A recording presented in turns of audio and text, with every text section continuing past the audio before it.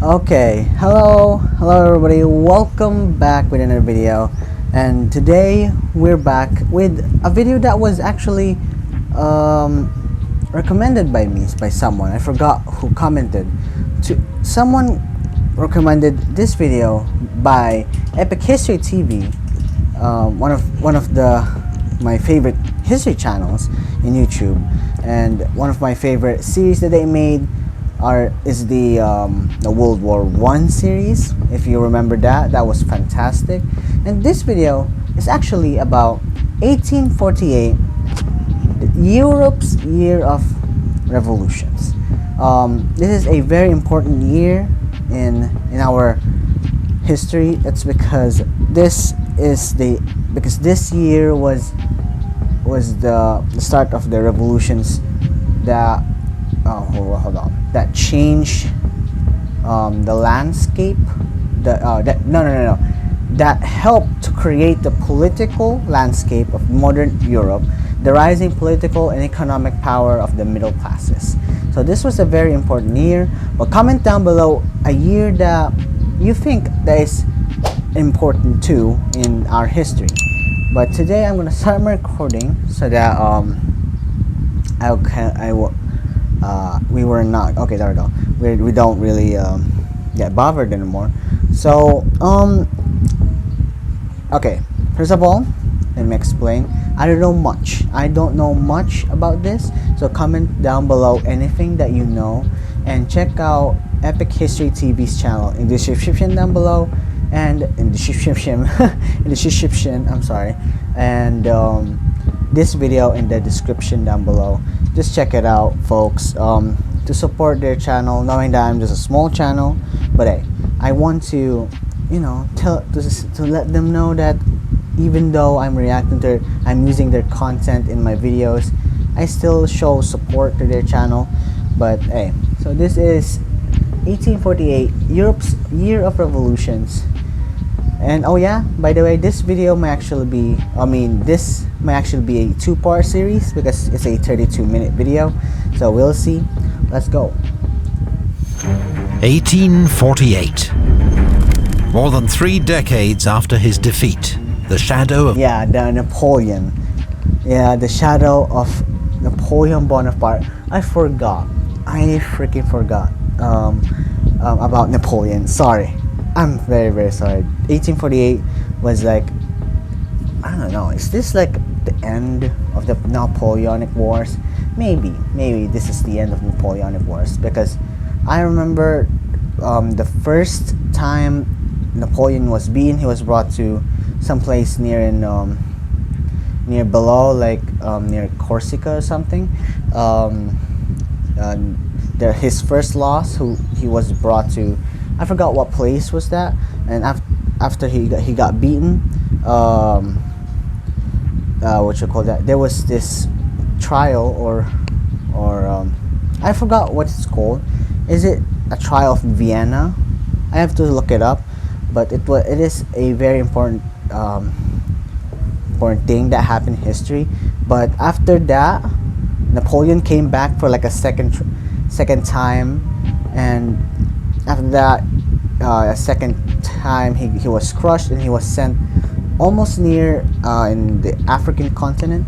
I don't know much about Napoleon Bonaparte, but hey, let's go. We might actually react to a video about them. I'm sorry for pausing. Let's go. Of Napoleon Bonaparte and the French Revolution still looms over Europe. The peace settlement of 1815. There we go. Congress of Vienna in 1815. There we go. Not Trial of Vienna. Congress of Vienna.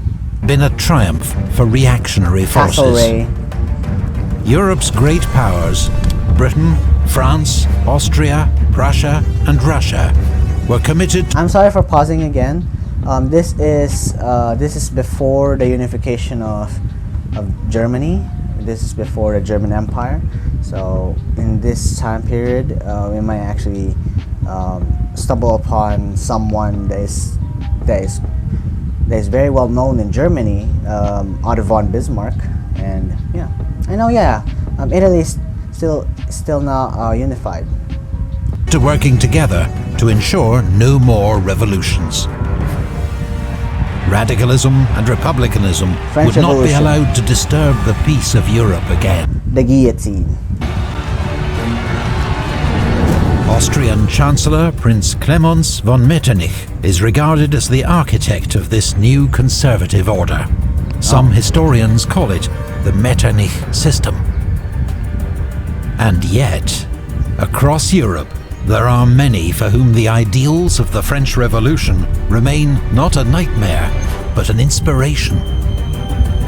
Liberals seek personal freedoms and civil rights, such as equality before the law, protected by constitutions, a free press, and regular elections.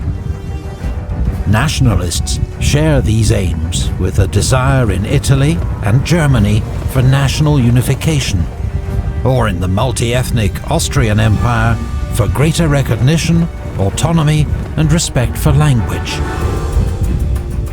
Poles continue to seek the restoration. Yeah, the restoration of their own country or nation. Poland was one of the ones that were part of this year, the revolutions, and yeah, it was a very, very intense year. Of an independent Poland, and have launched one Poland. bloody uprising against the Russians in 1830. Their cause is supported by liberals across Europe. In most countries, liberals and nationalists face draconian censorship laws, arrest by the secret police, and bans on political parties and meetings. But there are always loopholes. In France, private banquets turn into political rallies.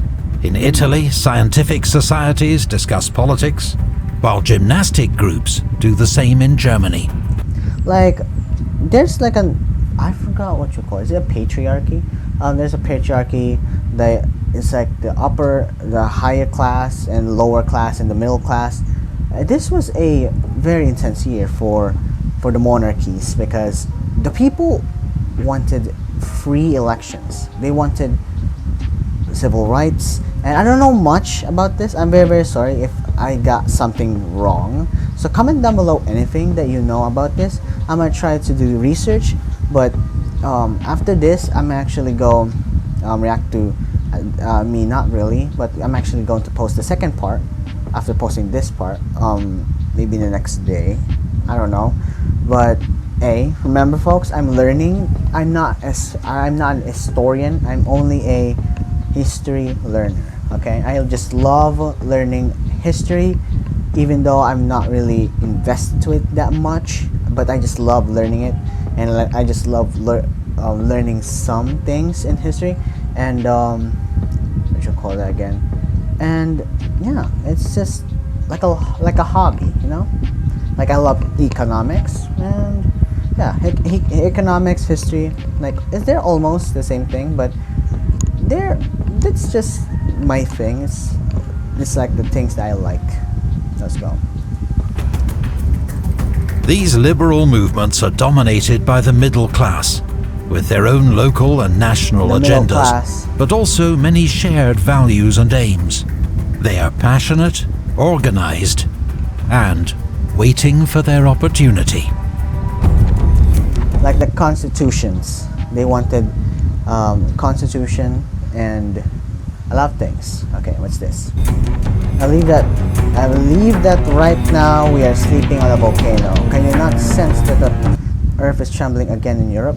Can you not feel the wind of revolution in the air? Alexis de Tocqueville, French liberal politician, 29th January 1848. But it isn't just the middle classes that want change.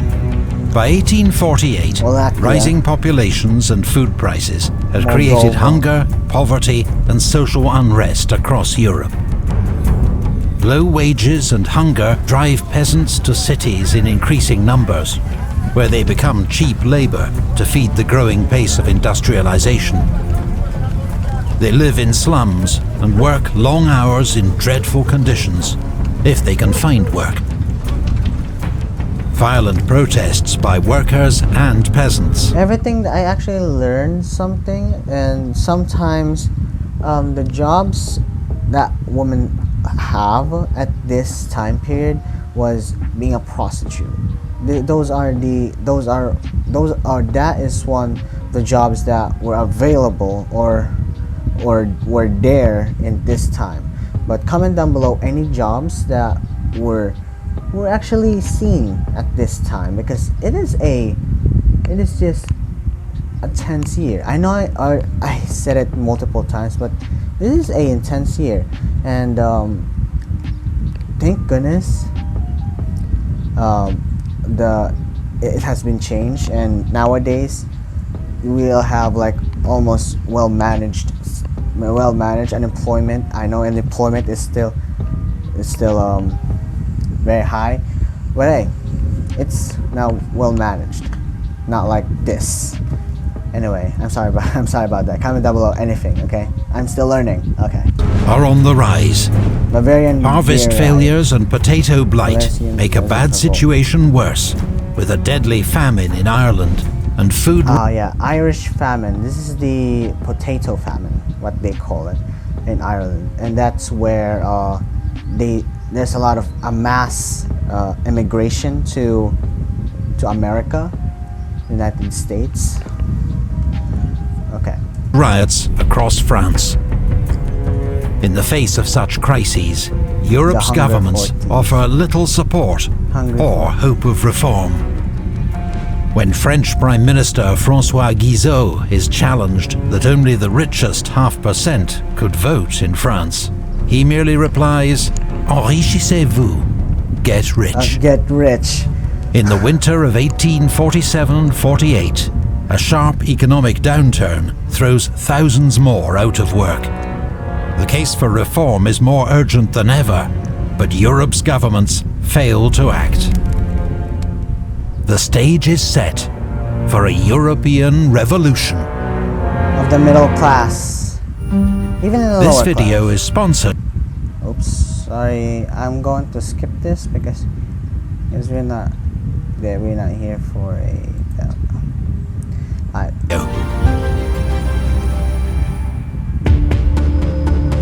No state in Europe is in worse condition than ours. In the country which is said to be the garden of Europe, the people die of hunger and live worse than beasts. The only law is caprice. Luigi Settembrini, Neapolitan liberal, 1847. Ooh. Worse than beasts. In southern Italy, the kingdom of the two Naples. Sicilies is ruled by Spanish Bourbon King Ferdinand II. His disastrous Spanish? agrarian reforms What? have united Sicilian landowners and peasants against him. His kingdom will witness 1848's first revolution. In Sicily, furious crowds chase Bourbon troops Sicilian out of revolution. Palermo, and the island declares independence, readopting its liberal constitution of 1812. Revolutionary fervor spreads to the mainland. Mass rallies in Naples force King Ferdinand to issue his own constitution. In Piedmont, Sardinia, the threat of revolution persuades King Carlo Alberto to grant a constitution, and there are celebrations in the streets of Turin. Across the border in Austrian-ruled Lombardy-Venetia, Italian nationalists revolt in Milan and Venice and drive out. Wow. 5 days of Milan revolt, 18th March 1848. Venice declares independent republic 22nd. Yeah, that was 22nd March 1848. Actually, I've seen a lot of videos about revolution, and actually, if there's a revolution, a massive revolution happened in one country, and what if, like, for example, I actually saw a video. I forgot what video that was, but for example, the French Revolution, right? The French Revolution happened, and because of the monarchy, and the other countries were looking inside France and were like, we should stop this revolution, because if they don't stop this revolution, the revolution might spread. the revolution might spread, new ideas, and the people that from other countries will get idea that, oh wait, we can do this so that we can get what we want. So yeah, that sometimes happen. But comment down below anything that that I said wrong on that, or maybe I stated a wrong opinion. Just comment down below, because this is the first time for me to learn history like this. Like I learned a lot about wars, and it's like a first time. It's my first time learning about a revolution. Okay, so let's go. The Austrian garrisons. But as dramatic as these events are, they're about to be eclipsed by news from Paris. Oh, what is that? When France sneezes, Europe catches a cold. Oh, what does that mean though? When France sneezes, Europe catches a cold. Is it okay? Maybe this means I know he's going to explain it, because France is a very important country in Europe. Okay, it's a very important country, and it's a very important what you call it? What was that?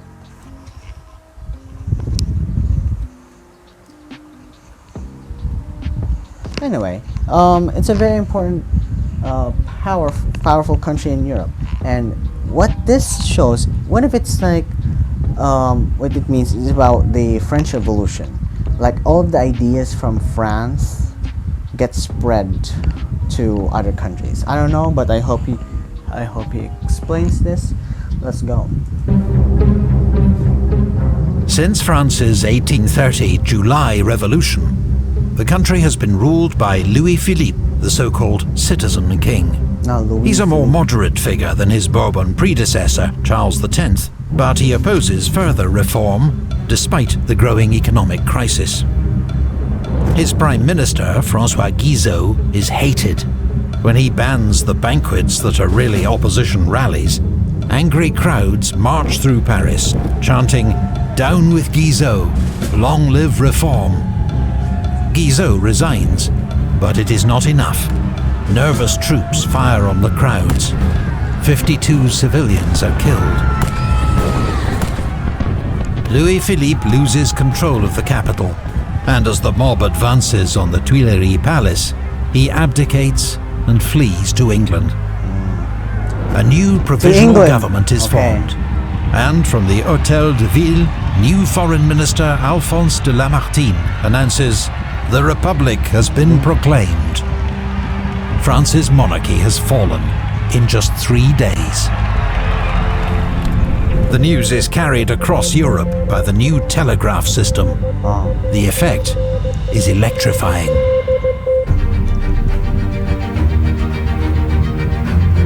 Tell the people that I agree to everything for that first emperor.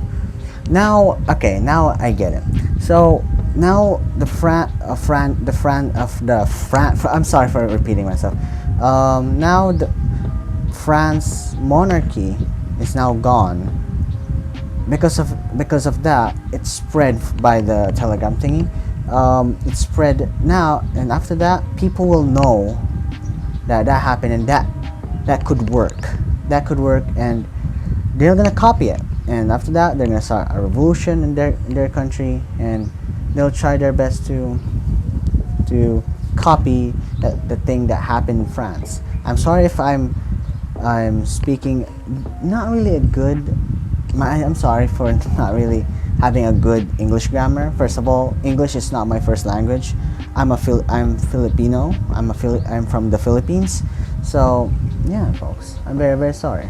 Let's go, guys.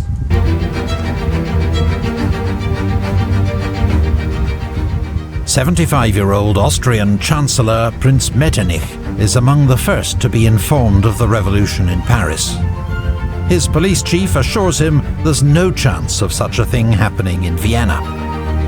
Are you sure about that? On the 13th of March, around 4,000 students, inspired by the news from Paris, march on the Landhaus, the assembly building, and force their way in.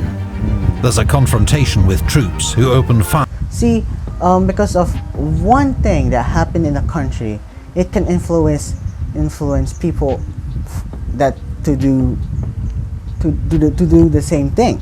So that's what I'm meant to say. I'm sorry. Anyway, let's go. Fire and kill 4. Vienna's workers side with the students. Much of the crowd's hostility is directed at Metternich. When the State Council suggests he resign, Metternich meekly agrees and heads into exile in England. In England. One of the most extraordinary political careers. Oh, wow, that's a photo of him? Prince Metternich, photograph 1859. That's insane. Okay. In Europe's history, spanning 40 years, comes to an end. Prince Metternich. Emperor Ferdinand suffers from epilepsy and a speech impediment, and is a largely passive figure. But when his council announces there will be elections for an assembly that will draft a constitution, crowds cheer him in the street. The secret police disappear. Censorship is ignored. The people of Vienna celebrate. Nationalists within the Austrian Empire are also inspired by events. In the Hungarian parliament, politician Lajos Kossuth makes a fiery speech denouncing Habsburg absolutism as the pestilential air which dulls our nerves and paralyzes our spirit. His speech is printed and circulated widely, inspiring others across the empire. There we go. Because of that, it will inspire people from other places. For example, in the Kingdom of Hungary, in Transylvania, Bohemia, even in Bavaria, in Prussia, even in Poland, because this is what revolution do. You know, if it sometimes influences other people from other country, that's the reason why it's people countries are scared of them. Like for example, another country has the same government as your country, but then the first country was removed because of a massive revolution, and it worked. It made their country into a better place. So the people from your country will learn about that, and they'll do the same thing. They'll try what the other country did. So yeah, that's the reason why other countries trying to suppress revolution from their people. Anyway, let's go, guys. I'm sorry, I don't know much about revolutions, okay? It's like my first time. It's the first time I learn about it. So comment down below anything about it, okay? Hungarians launched their own revolution, with 12 demands that include greater autonomy, a free press, and parliamentary reform. Czech liberals in Prague form a national committee and also send their demands to Vienna. There is even a Romanian nationalist uprising in the Ottoman province of Wallachia, forcing the abdication of the local prince.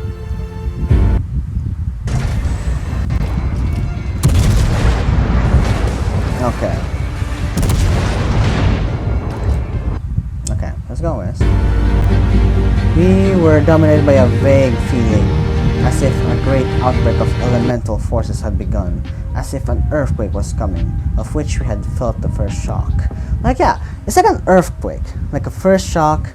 There we go. That's a you know what? An earthquake is a great word that explains this stuff. Like an earthquake, you know, the first shock, and after that you'll feel the shock, the massive, it's like a domino effect, right? I'm sorry, let's go. Across the smaller states of Germany, rulers face popular demands for reform. Most quickly grant concessions to avoid losing their thrones. The black, red and gold tricolour, symbol of a united Germany, is prominent among the crowds. Germany's first ever National Assembly meets in Frankfurt, with elected delegates from across Germany. They debate how they will achieve the liberal dream of a unified Germany and begin drafting its national constitution. In the Prussian capital, Berlin, students and liberals are thrilled by developments and celebrate Metternich's fall. King Frederick William IV promises reform, but also moves extra troops into the city. Tensions escalate between Berliners and soldiers, and on the 18th of March, protesters erect barricades. The army attacks, leading to vicious fighting in the streets. Like, this is revolution. There's peaceful revolutions and there's bloody revolutions, and this one is bloody. Okay, like the French Revolution, it's not a peaceful revolution, it's a bloody revolution. And yeah, it's just a revolution is pretty bad, you know. I don't know much about a revolution. I might actually react to a video about that that teaches you what a revolution is, and yeah, to learn some main components of what makes a revolution a revolution. So let's go. 800 protesters are killed. The king loses his stomach for the slaughter and withdraws troops from the city, promising a new constitution. Saddle your horses, gentlemen. A republic has been declared in France. Nicholas of Russia. A republic has... Not all Europe is embracing change. In Russia, Emperor Nicholas firmly opposes any reforms. He'd been badly shaken by the Decembrist revolt on the opening day of his reign. Since then, he has tightened censorship and created a new secret police unit, the Third Department. There is a crackdown on all suspected subversives. Writer Fyodor Dostoevsky is among those arrested and subjected to a mock execution before he is exiled to Siberia. There will be no concessions in Russia. The Russian Empire was trying to suppress any revolution, but the revolution that will come to Russia will be coming soon. 1848 will be coming soon. It will be maybe let's see, maybe 52 or 62 years later in the future. There will be a massive Russian revolution that will happen, and that revolution will change Russia and will make Russia into a country that we know in history by the name of the Soviet Union. But we'll see about this video. Let's go. This video is very interesting. Okay, 12 minutes. We may actually end this around 15-minute mark. So let's go. European standards, Britain is already a liberal constitutional monarchy, and the middle classes broadly accept the status quo. But there is a popular movement calling for more democratic reforms. They're known as the Chartists, for the 6-point charter they wish to implement. A mass rally is organised for the 10th of April in London. This is a photograph of that meeting. Chartist demonstration. The authorities fear violence and draft in 80,000 extra police. I'm sorry, but I love looking at old photos, and this photo looks so good. This photo looks so good. I know it's the situation was different, but the photo, you seeing the people not by paintings, by picture. It's just interesting, and it's so good to see and to learn history with these. Anyway, let's go. But the event passes off peacefully.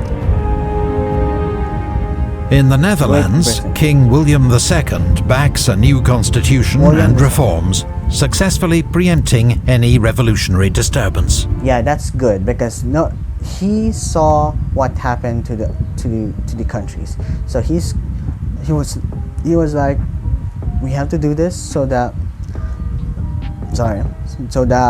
there will be nothing that will happen like that from other countries. That is smart. Very smart. Okay. With fortuitous timing, Frederick VII of Denmark had abolished royal absolutism in January, so also avoids revolution. Yeah. But he now you will see the leaders trying to avoid a revolution, trying to, you know what, I don't want this to happen to my country, so before that to happen, I have to do it. I have to do the thing that might cause that revolution, you know? Let's go. faces a German nationalist revolt in Schleswig-Holstein, which leads to war with the German Confederation. Denmark will ultimately prevail in this war thanks to diplomatic support from the other European powers. In 1848, Polish hopes were high that these revolutions would pave the way for the restoration of an independent Poland. That is a huge Poland. Europe's liberals, after all, had frequently expressed enthusiasm for the idea. But in reality, no major power is willing to risk confrontation with Russia for the sake of the Poles. A Polish rising in Posen is put down by the Prussians, while the Austrians deal with risings in Krakow and Galicia. I'm sorry, Poland. I'm sorry, Poland. You have to wait. You have to wait a few more years to get your independence. Anyway, the February Revolution was like a sacred promise of emancipation for all the peoples of Europe. Marc Cossidier, New Paris Prefect of Police. So, knowing that it's 14 minutes now, we might actually need to end it here. It's a long video already. It's like, what's this? In the 30-minute mark? Jeez. That is the longest video in a while, okay? It's been a while since we made a video that is this long. So thank you for watching. If you enjoyed this video, like and subscribe, and please go support Epic History TV. His channel will be in he or she's channel. I'm sorry. His channel will be in the description down below, and this video will be in the description down below. So I'm very sorry for my grammar, okay? It's been a while since I've spoke English. Remember, I'm not American, I'm not British, I'm not from London, I'm Filipino. That's English is not my first language, okay? I'm very sorry, but thank you for your support. 395 subscribers. Wow, we're very close on hitting 400 subscribers, guys. Please subscribe to this channel. So thank you for watching. Like and subscribe. Goodbye, everybody.